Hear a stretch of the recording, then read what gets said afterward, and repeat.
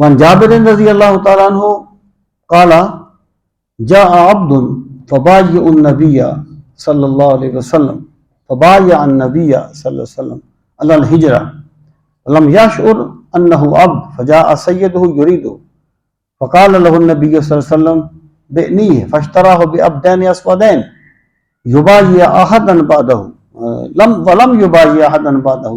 حتى يسأله عبد هو او حر۔ حضرت جابر کہتے ہیں کہ رسول کریم صلی اللہ تعالی علیہ وسلم کے پاس ایک غلام آیا، اس نے آپ کے دست مبارک پر ہجرت کی بیعت کی، میں ہجرت کرنا چاہتا ہوں، اس نے آپ کے دست مبارک پر بیعت کی، یعنی میں یہاں سے چلا جاؤں گا اسلام کے لیے۔ وَلَمْ يَشْعُرْ أَنَّهُ عَبْدٌ، رسول کریم صلی اللہ علیہ وسلم نے خیال نہیں فرمایا کہ یہ غلام ہے۔ دیکھیں نا، اگر بندہ کسی کا غلام ہے وہ تو خود ہجرت نہیں کر سکتا، وہ تو اپنے آقا کے ملکیت میں ہے، تو آپ نے اس پر توجہ نہیں فرمائی کہ یہ غلام ہے۔ فجاء سیدہ یریدہ، جب اس نے بیعت کر لی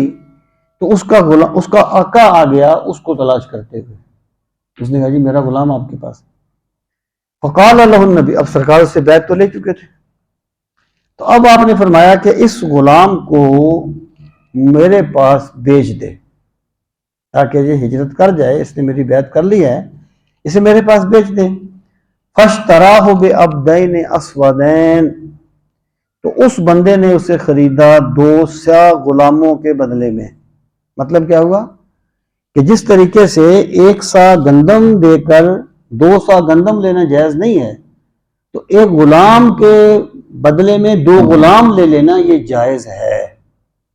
یعنی اس میں کوئی سود نہیں ہے، کیونکہ غلاموں کی صلاحیتیں مختلف ہوتی ہیں۔ غلام یبائی احدن بعد وتیسا، اس کے بعد رسول کریم صلی اللہ علیہ وسلم نے کسی کی بھی اس وقت تک بیعت نہیں کی، حتی یسألہ، یہاں تک کہ آپ سوال کر لیتے، اس سے پوچھ لیتے کہ کیا یہ غلام ہے یا آزاد ہے، یعنی آپ پھر اس چیز کو لازم پکڑتے اور اس کا خیال فرماتے۔